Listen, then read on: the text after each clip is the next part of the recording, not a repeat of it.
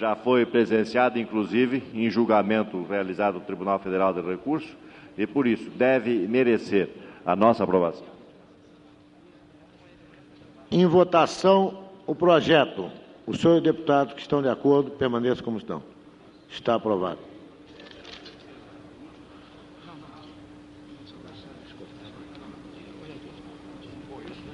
Está esgotada a ordem do dia.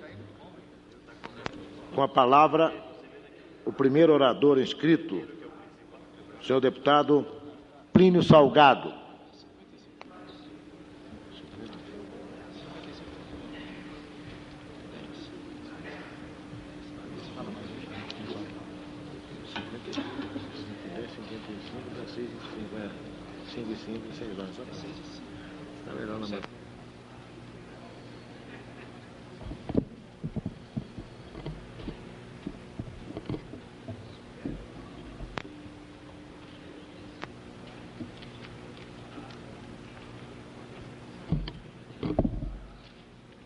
Senhor presidente e senhores deputados, esta é a última vez que frequento esta tribuna na presente legislatura e durante o curso de minha atuação parlamentar durante 16 anos nesta casa. Entendi que, em primeiro lugar, este meu discurso deve ser de agradecimentos. Agradecimento a todos os nossos colegas de ambos os partidos, dos quais mereci tão grandes gentilezas e a expressão de tão viva amizade. A todos agradeço o convívio que me proporcionaram durante o tempo em que trabalhei nesta casa. Quero agradecer as sucessivas mesas que presidiram os nossos trabalhos, desde a primeira até a mais recente, que é presidida pelo nosso ilustre colega Flávio Marcílio. Quero agradecer às lideranças da Arena e do MDB, as considerações que delas mereci e a amizade com que me galardoaram. Quero agradecer aos funcionários da casa, tão solícitos, tão gentis, nos contatos que tive para tratar de assuntos parlamentares ou mesmo particulares.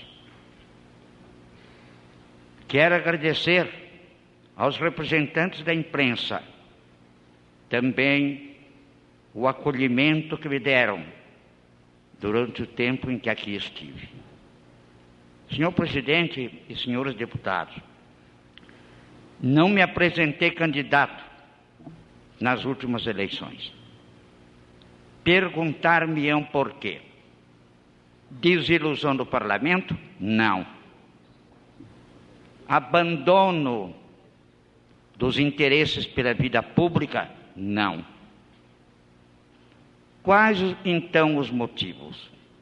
E eu direi: em primeiro lugar, considero a minha idade.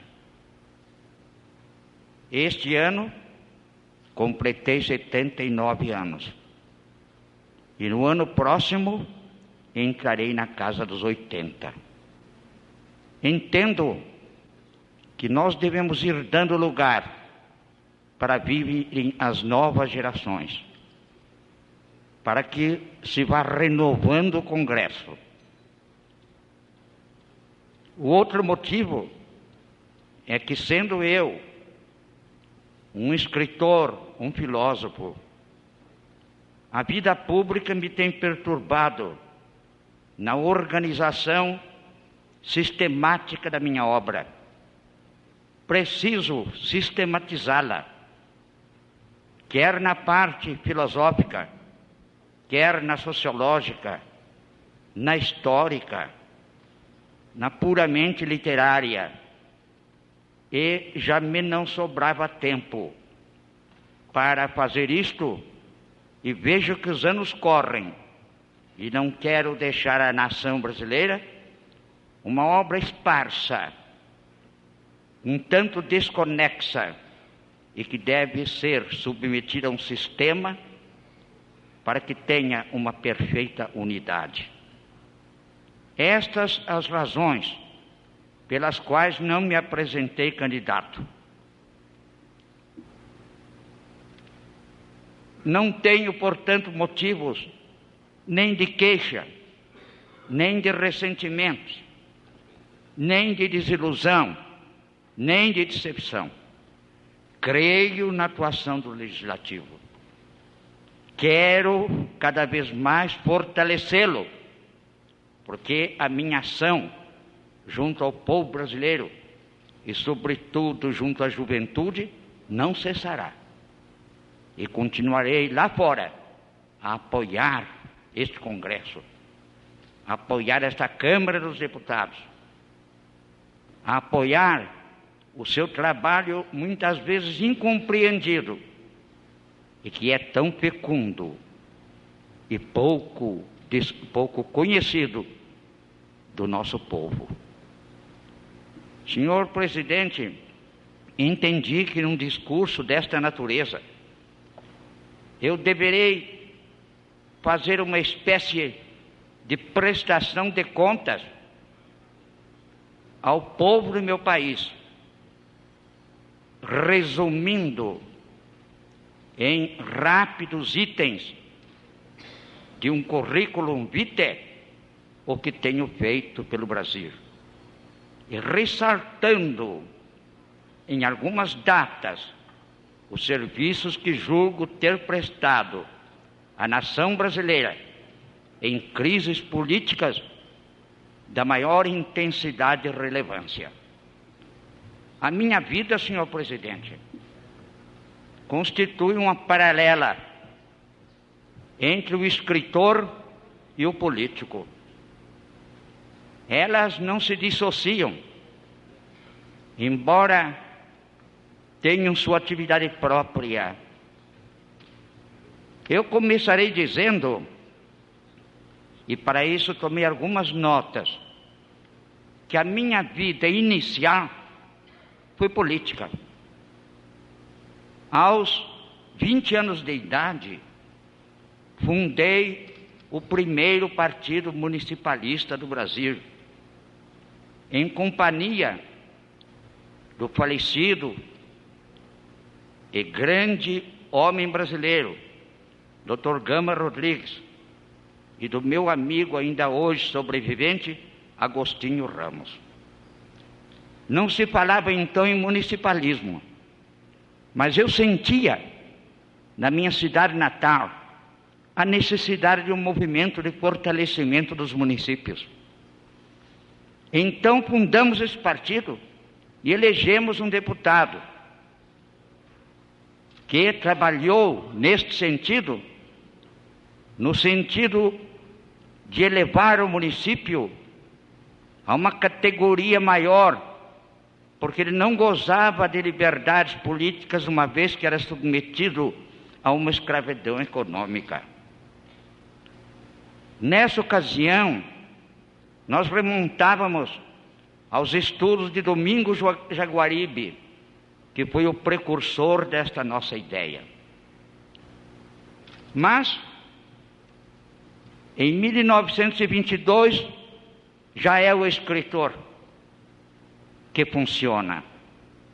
É a Semana de Arte Moderna, em São Paulo, em que tomei parte, entre outros, com o atual sobrevivente Minotti del Picchia. Somos os dois os que sobrevivemos. Aquele magnífico movimento que arejou a mentalidade brasileira e criou novas formas de estilo, originando também novas formas de pensamento. Em 1926, publiquei o meu romance O Estrangeiro, do qual falaram os grandes vultos da literatura e da sociologia do nosso país, e que de tal maneira era esperado pelo nosso povo que a sua edição esgotou-se em 20 dias.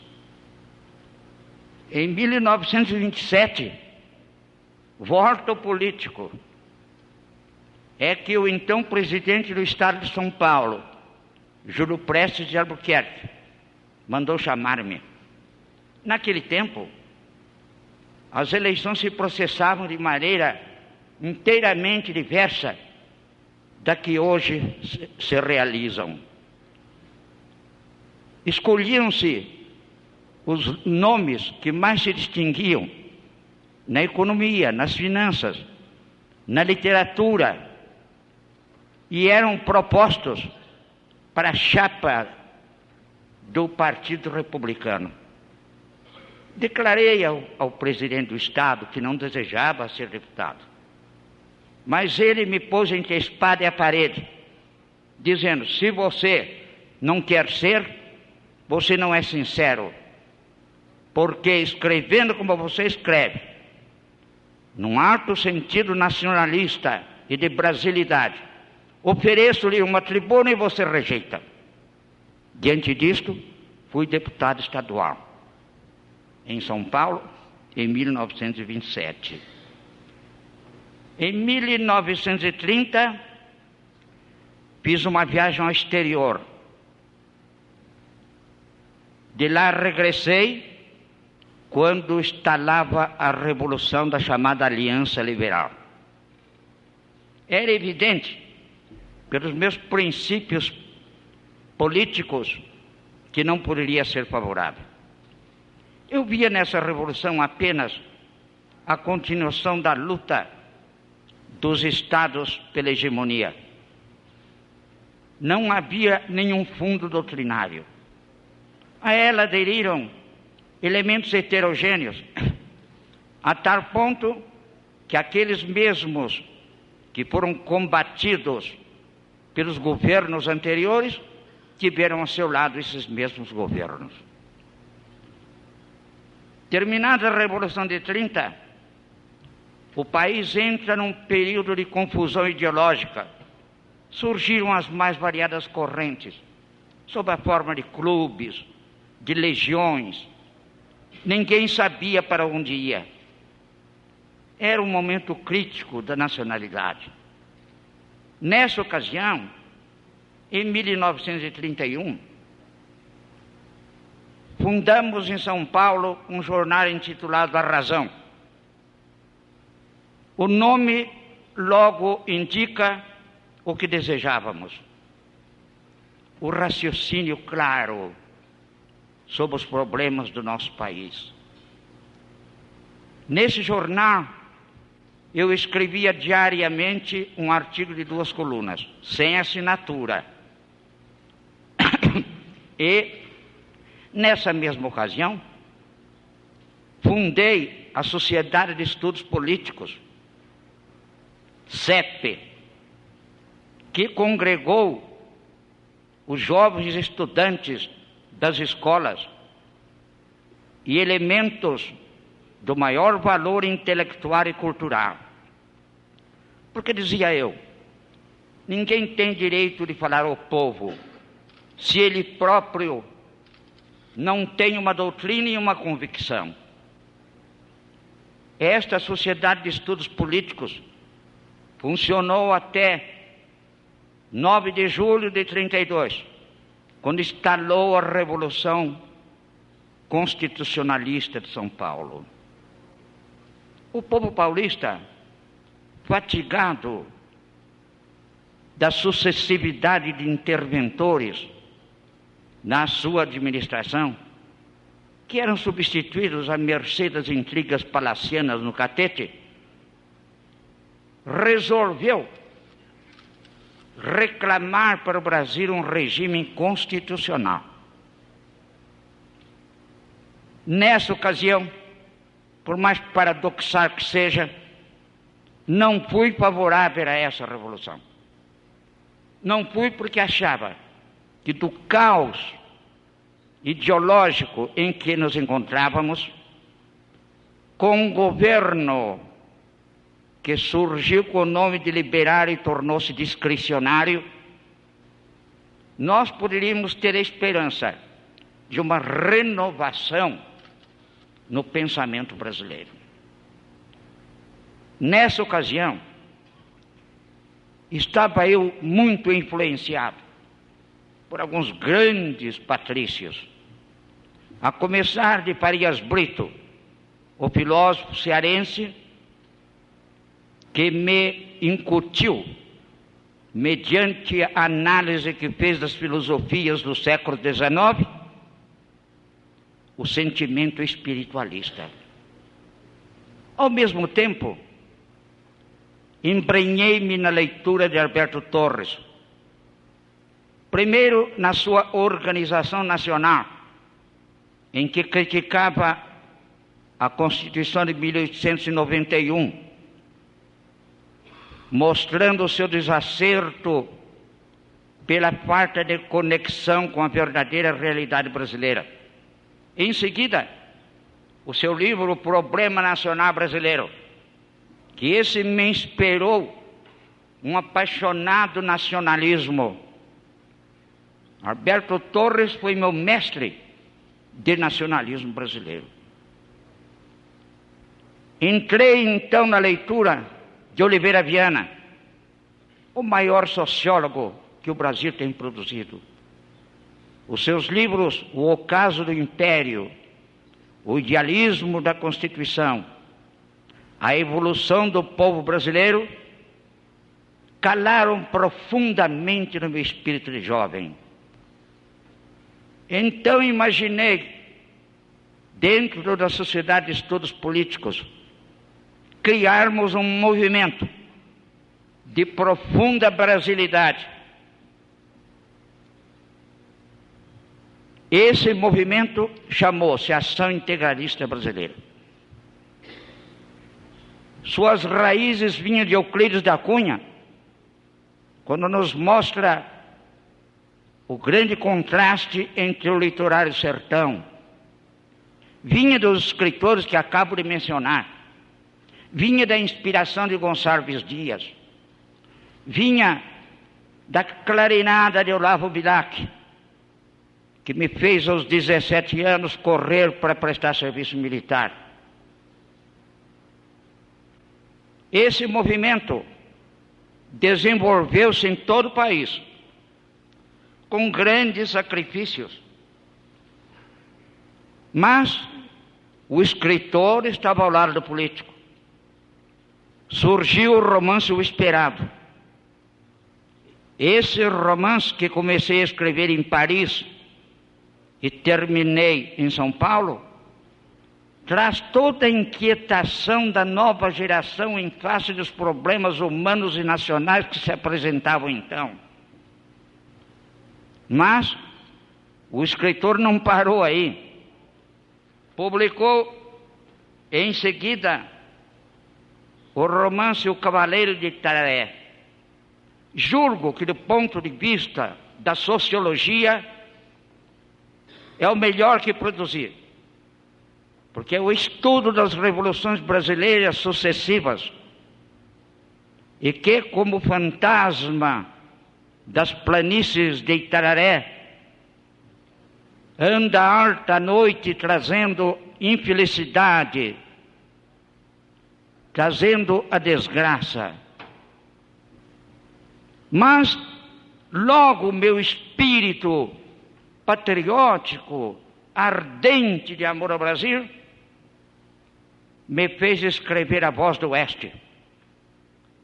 Esta Voz do Oeste é a marcha do Brasil litorâneo para os nossos sertões. Foi publicado em 1933 e no seu último capítulo existe a imagem de Brasília, fato a que se refere com frequência o presidente Juscelino Kubitschek, que me disse ser um dos responsáveis pela fundação de Brasília, porque naquele capítulo eu fiz com que os bandeirantes visionassem a cidade nova que surgia, na continuidade da ocupação territorial que vinha dos portugueses desde os séculos XVII e século XVIII. Bem, o movimento da ação integralista brasileira contou com 3 grandes inimigos. Esses 3 grandes inimigos foram o capitalismo internacional, que nós combatíamos, o comunismo russo e o nazismo de Hitler. Este último nos acusava de pretendermos caboclizar os arianos, porquanto nos estados do sul eu consegui fazer substituir a camisa caqui com a cruz gamada por uma camisa verde, cor de nossas matas, atraindo desta forma os teutos, descendentes dos alemães que nem sabiam falar a nossa língua. E fundei numerosíssimas escolas para ensinar o português aos filhos de alemães.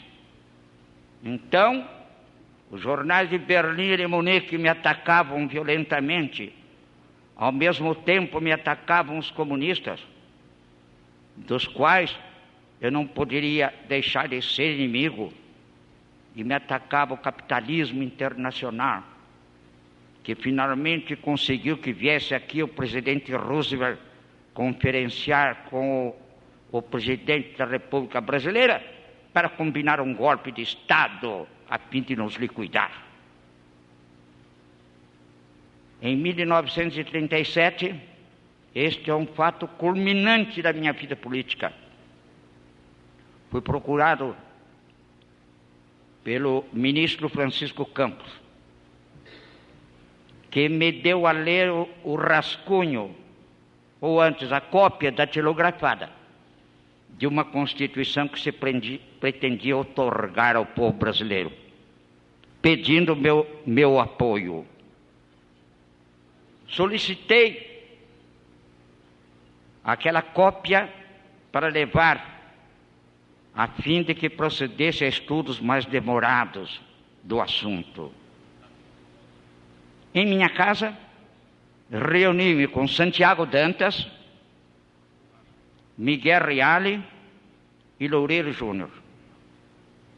Nós 4 estudamos detidamente, artigo por artigo, aquele texto da pretendida Constituição que se iria outorgar. E verificamos que era uma Constituição nazi-fascista. Esse o povo brasileiro, a grande parte dos intelectuais, jornalistas, aceitaram.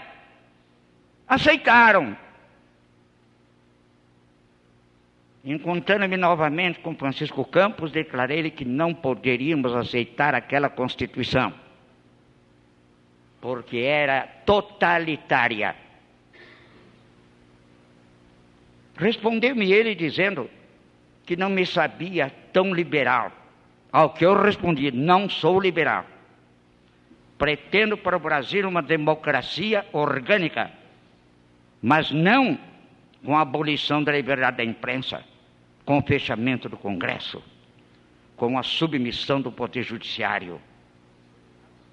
Então, diz-me ele, o próprio presidente quer falar consigo. De fato, no dia seguinte, fui procurado pelo Dr. Rocha Miranda, meu amigo, propondo-me um encontro com o presidente da República na sua residência, no Flamengo. Lá estive. O presidente iniciou a conversa perguntando-me: o que acha o senhor da situação brasileira? Com essa campanha do José Américo, francamente esquerdista, ligado aos comunistas, apoiado por 18 governadores, não é um perigo para o Brasil? Eu respondi: presidente, Vossa Excelência é presidente da República. Eu sou apenas de um partido. Vossa Excelência é que me deve dar opinião sobre isto. E não, eu queria saber qual a solução que o senhor admite. Eu disse: também não posso dar solução. Que represento eu diante do chefe da nação? Vossa Excelência que deve saber qual é a solução. Aí vira-se ele para mim e diz: o senhor leu aquele papel que o Chico de Campos lhe levou? Aquele papel era a Constituição. Disse: li. E que achou? Eu falei: não posso aceitá-la, porque ela é uma Constituição totalitária, que suprime todas as liberdades do povo brasileiro. Mas no momento não há outra solução, diz ele. O perigo é grave. O comunismo está aí. Eu disse: dentro da própria Constituição atual, há remédio para combater o comunismo. Não é necessário uma atitude violenta como esta que Vossa Excelência propõe. Diz ele: bem, o senhor pense, nós poderíamos ter outros encontros. Falei: bom, mas antecipadamente quero dizer que esta Constituição eu não aceito. Bem, depois disso, não tive mais notícias do que se preparava. Apenas o falecido, nosso saudoso amigo Filinto Miller, então chefe de polícia, foi à minha casa e me pediu para eu ter com ele um encontro com o general Dutra, ministro da Guerra. A princípio recusei-me, mas Filinto insistiu de tal maneira que eu fui em companhia de um companheiro, o Dr. Barbosa Lima, e o nervosismo do general Dutra era tal que quando me viu da janela, deu a volta, desceu e foi me pegar na calçada para subir à casa dele. O que queria o general Dutra? Queria o seguinte: saber qual a posição dos oficiais integralistas do Exército em face de medidas que o governo pretendia adotar.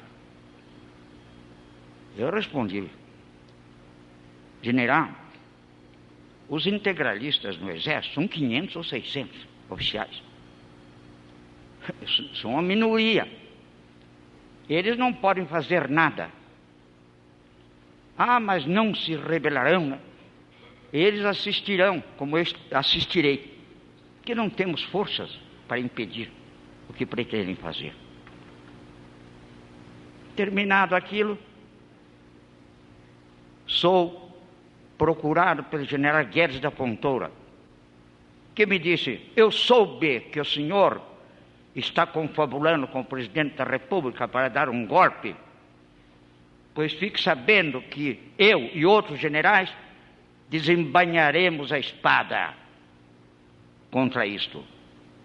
E eu respondi o mesmo que tinha dito ao general Dutra: general, nós não temos elementos suficientes para reagir contra qualquer medida, quer do governo, quer de Vossa Excelência e seus amigos. Assistiremos. Apenas o que eu reclamo é liberdade para nós continuarmos a obra educacional que nós fazemos no Brasil. Bem, passam-se os dias. Então, não tive mais notícias. Até que uma manhã, o brigadeiro Vasco Seco procura-me, em nome do brigadeiro Eduardo Gomes, para me avisar que o golpe de Estado ia ser dado no dia seguinte, que eles sabiam. Bem, eu, para confirmar, telefonei a Filinto Miller e perguntei: ô Filinto, então vocês vão fazer as coisas amanhã? E ele, supondo que eu estava dentro, disse, pois é verdade. Então confirmou. No dia seguinte, foi dado o golpe de Estado. A polícia cercou a Câmara dos Deputados e o Senado, a polícia. E o golpe foi dado. Implantado o regime totalitário denominado Estado Novo, cuja índole, caráter, essência, ninguém se lembra mais quando se pronuncia o nome do ditador. Ninguém se lembra mais. Este foi um dos fatos culminantes da minha vida. Em 1938, acontecimentos políticos da maior relevância criaram uma situação desagradabilíssima para mim. Os meus amigos Otávio Mangabeira, Armando Salles Oliveira, Flores da Cunha, General Castro Júnior, General Euclides Figueiredo e muitos outros estavam planeando um movimento para derrubar a ditadura. Otávio Mangabeira convidou-me para uma conversa.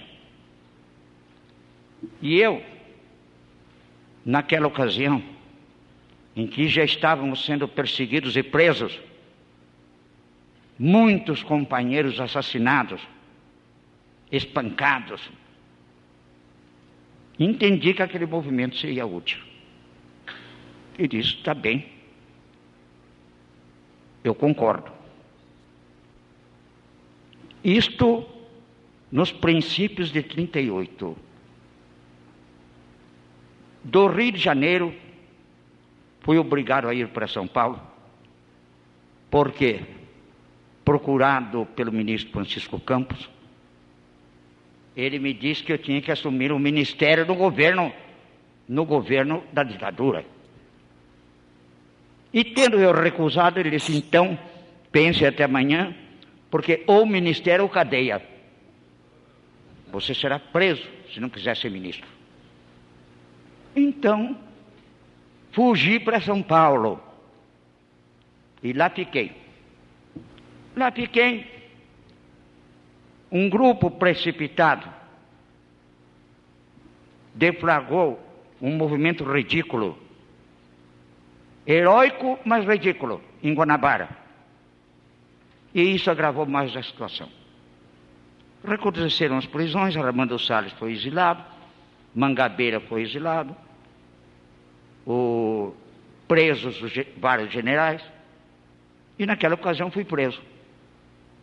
Fui preso e na fortaleza de Santa Cruz aguardei o meu destino.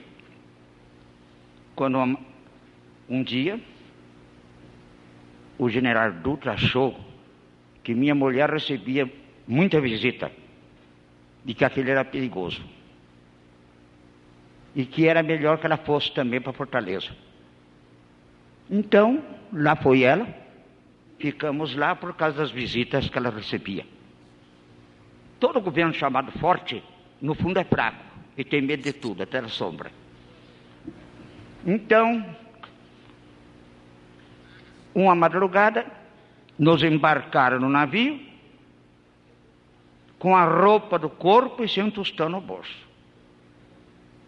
E assim fomos, desci em Portugal, onde lá encontrei um amigo de São Paulo, português, que me acolheu, e ali passei os primeiros tempos até começar a ganhar a vida para me manter.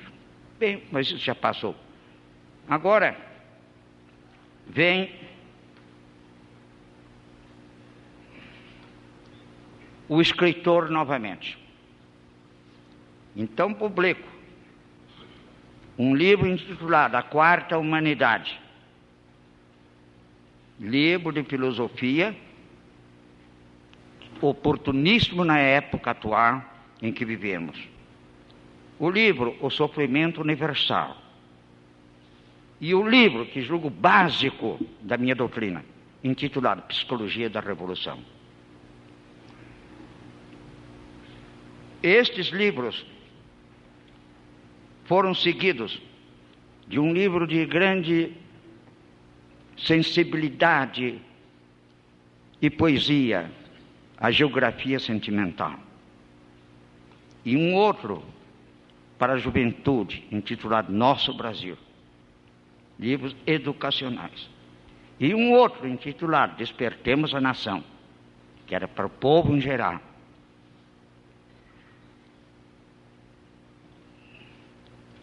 Em Portugal, a minha atividade literária foi constante. Ali, terminei o livro iniciado no Brasil, que a polícia me tinha tomado e depois reentregue, com as rubricas dela, intitulado A Vida de Jesus. Publiquei um outro livro, Aliança do Sim e do Não. Outro, A Mulher no Século XX. Outro, A Imagem daquela Noite.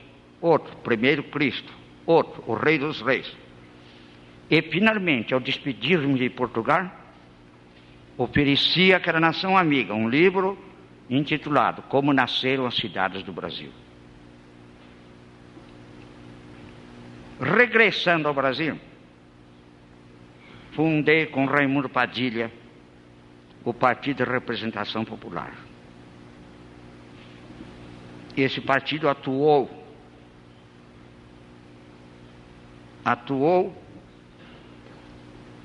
elegendo deputados estaduais e federais e sustentando a nossa doutrina espiritualista e cristã. Mas volto ao escritor. Então, publico Madrugada do Espírito, O Espírito da Burguesia, Mensagem às Pedras do Deserto, Direitos e Deveres do Homem, O Ritmo da História, O Integralismo na Vida Brasileira. Neste livro, eu mostro que tudo que se tem feito, a começar do Instituto Rio Branco, do Ministério da Aeronáutica, tudo estava no programa integralista. A Petrobras e outras coisas. Estava em 34.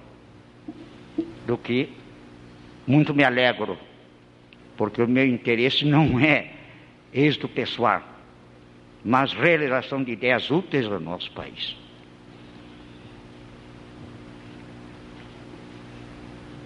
Agora, vem outro momento culminante da minha vida política. Em 1955, apresentei-me candidato à presidência da República. Eram meus competidores Juarez Távora, Adhemar de Barros e Juscelino Kubitschek. Terminada essa campanha, foi vencedor Juscelino Kubitschek. Então surgiu uma grave crise, na qual tive atuação por amor da pátria e do Brasil. Surgiu um movimento pretendendo impedir a posse de Juscelino. Conferenciei com outro candidato, Adhemar de Barros, mostrando-lhe o perigo que isso representava para o Brasil.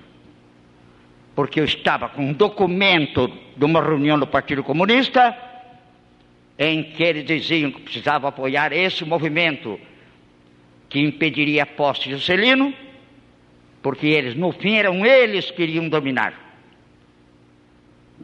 Com este documento que eu consegui, por um serviço secreto que eu mantinha, eu trabalhei pela posse de Juscelino. Em minha casa, durante noites seguidas, preliminarmente reuni almirantes, oficiais superiores da Marinha. Quando estava com a Marinha na mão, iniciei as conversações com elementos do Exército. E, finalmente, o falecido amigo José Maria Arquimim, que presenciava as minhas reuniões, comunicou a Juscelino que as coisas estavam aplanadas. Entendo que foi um serviço prestado à nação, que nós iríamos cair na desordem, numa desordem da qual não saberíamos como sair. Mas vem novamente o escritor e escreve Reconstrução do Homem. É este um livro que eu recomendaria a toda a juventude brasileira para ler. Em seguida, vem as eleições para deputado federal, para a renovação do Congresso. Eu estava grato ao Paraná, que me deu uma copiosa votação para presidente da República. Basta dizer que em Curitiba, os votos somados de Juarez, Adhemar e Juscelino não atingiram a minha votação. Diante disto, eu que nunca desejara ser deputado, porque eu preferia eleger outros, como fiz, aceitei a candidatura pelo Paraná. E fui deputado pelo Paraná com grande honra para mim. E até certo sentimentalismo, porque pelo lado materno eu tenho raízes em Curitiba. Foi no período dos 16 anos em que trabalhei nesta casa que tive a participação também num fato gravíssimo, da maior importância para a vida brasileira. Foi na renúncia de Jânio. Jânio Quadros, já em maio, pedi um encontro, através do deputado Zanello, que está aqui presente, e nesse encontro me disse que se ele não se fortalecesse como queria, até o fim do primeiro semestre, iria renunciar. Zanello ficou estupefacto. E eu também, muito admirado. E ele me disse, e o Jango não senta nesta cadeira, porque os dispositivos já estão preparados. Que dispositivo?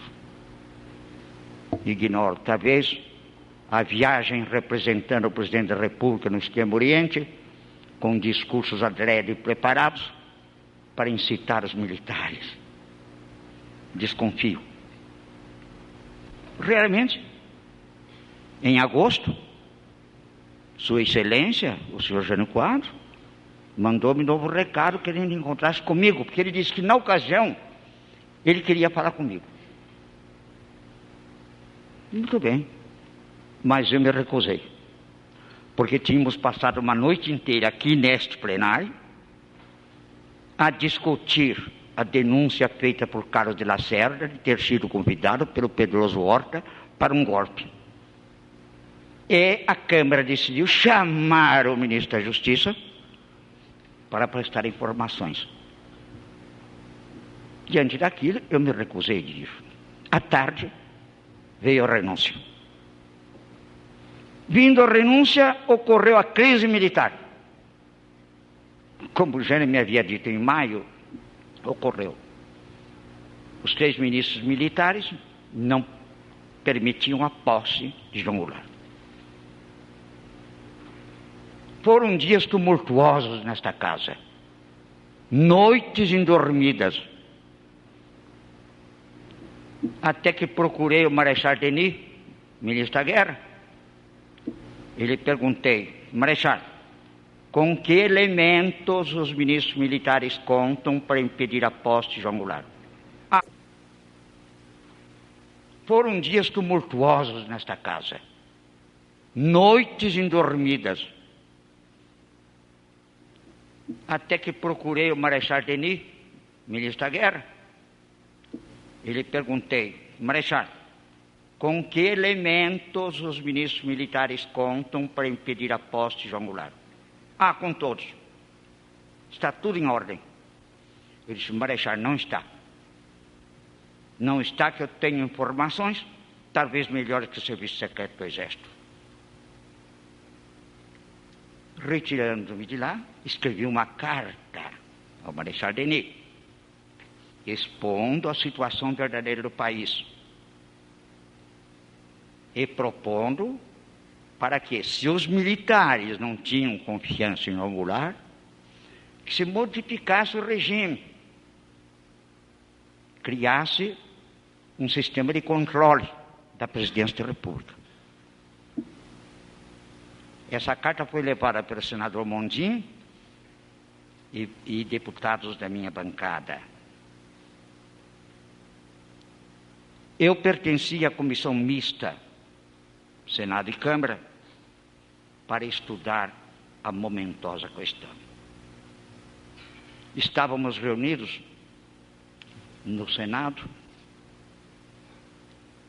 quando veio a mensagem do presidente Mazzilli, comunicando que os ministros militares não pretendiam a posse de João Goulart.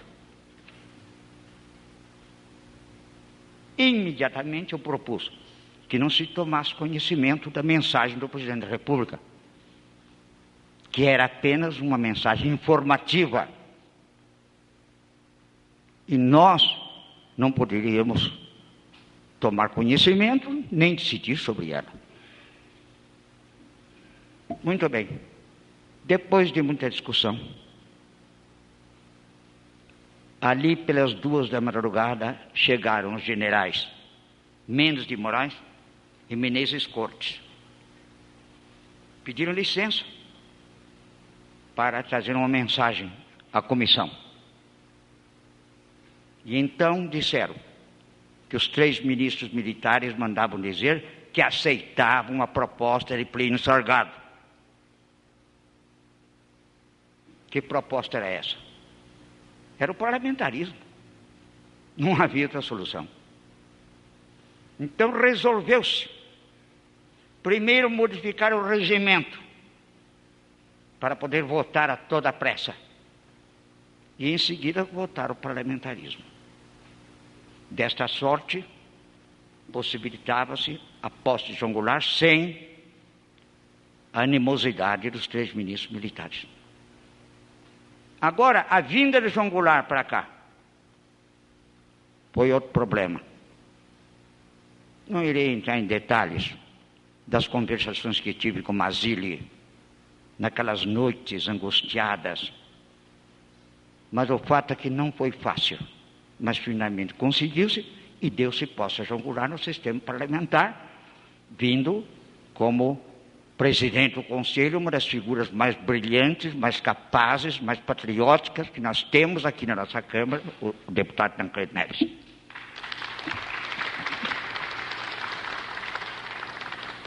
Dos acontecimentos posteriores, todos têm conhecimento, e não irei aqui estar a repetir.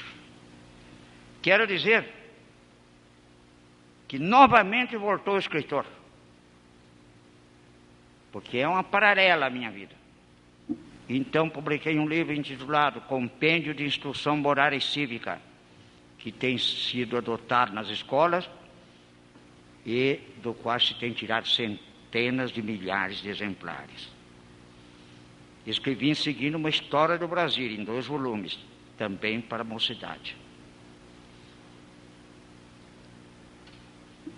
Escrevi um romance intitulado Trepandé e assisti ao 50º do meu primeiro romance, O Estrangeiro, na cidade de Monte Aprazível, onde ergueram um monumento rememorativo da inspiração que tive naquela localidade para escrever este livro. Dos meus trabalhos parlamentares, não irei falar. Sabem melhor meus companheiros da Comissão de Educação e Cultura. O muito que tenho trabalhado ali, pesquisando, aprofundando-me nos problemas, para produzir trabalhos não somente úteis à Câmara, mas úteis à mocidade brasileira, pelo que pretendo reuni-los em volume. durante esse tempo todo aqui. É grande a minha comoção quando me lembro do afeto, do entusiasmo de meus colegas, que até exageram meus méritos para me dar demonstração de seu carinho. Nunca me esquecerei do ponto mais alto da minha vida parlamentar, que foi no centenário da Batalha do Riachuelo, quando vi Senado e Câmara, ministros militares, aplaudirem-me de pé e com lágrimas nos olhos. Nunca me esquecerei. E nunca me esquecerei também das nossas conversas de corredores, de nossos contatos na sala do café,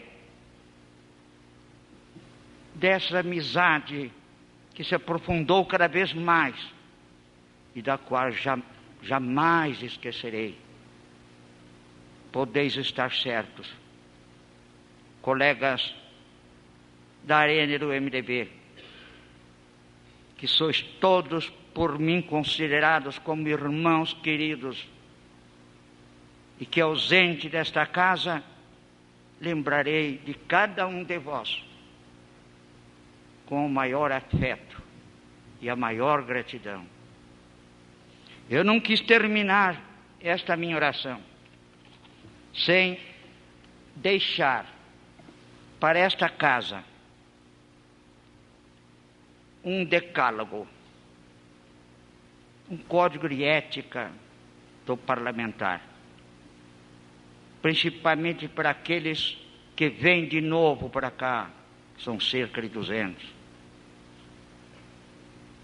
Não sei se seria agradável em certos pontos, ou Arena ou MDB.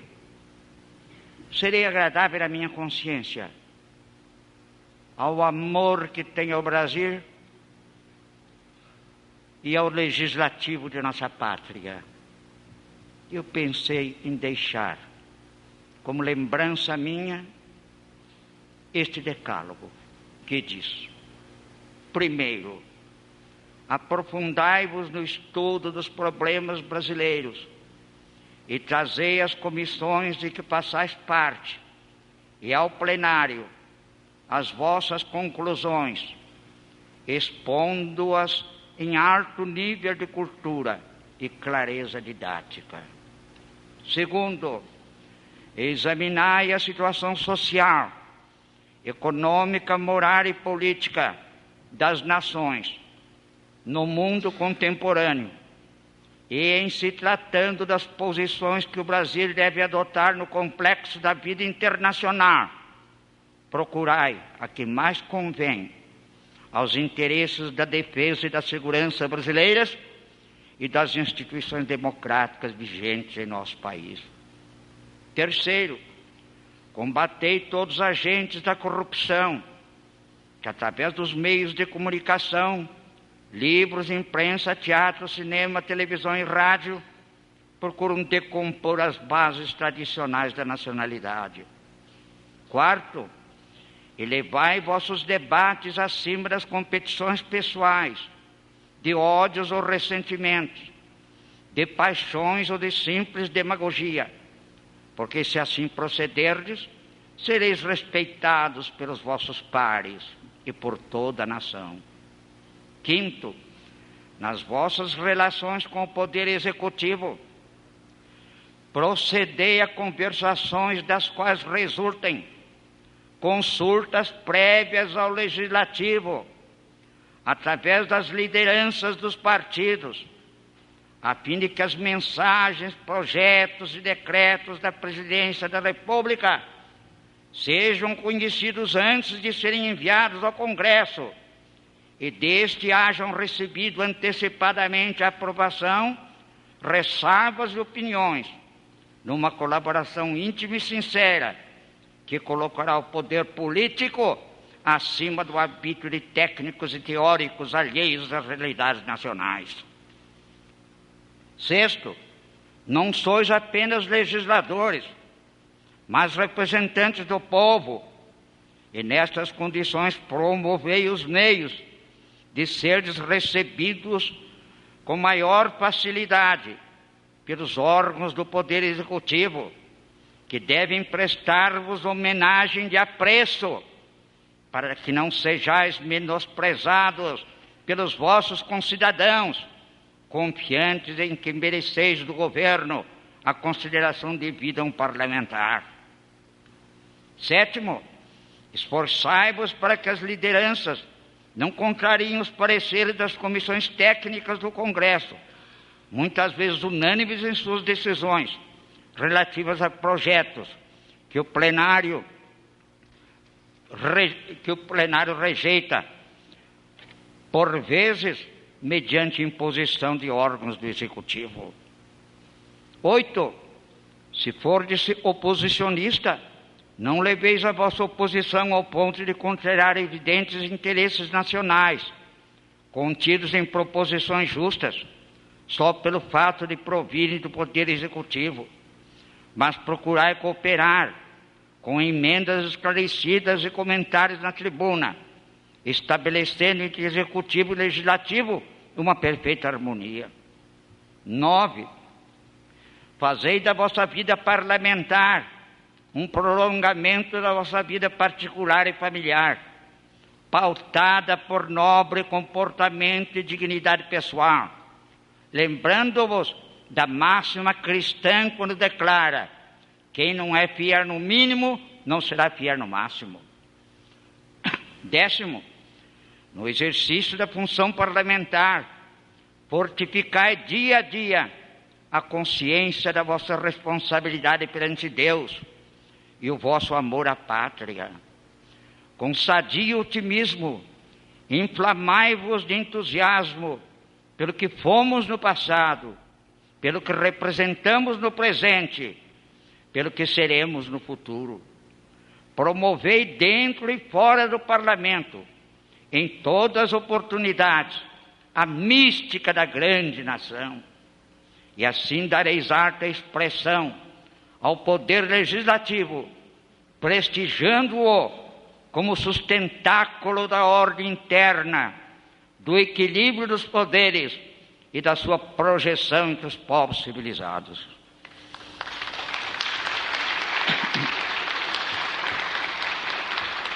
Esta é a mensagem de despedida, o resumo do que penso sobre o que representa o Poder Legislativo, pelo qual deveis zelar, pelo qual deveis batalhar a fim de que ele tenha prestígio dentro da nação.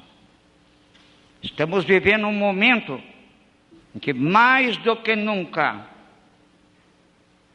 a harmonia dos poderes é indispensável para toda ação econômica e social e para o prestígio de nossa pátria.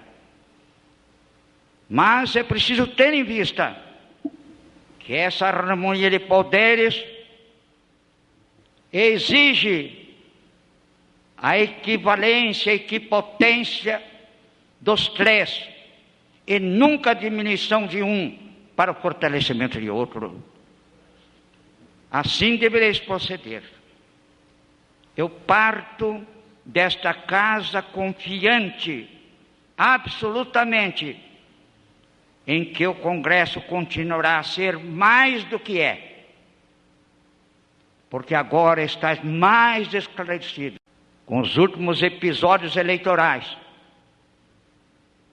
com a vossa experiência durante anos de trabalhos nesta Câmara, e por conseguinte estáis aptos a elevar o Poder Legislativo para a honra, glória, grandeza do Brasil.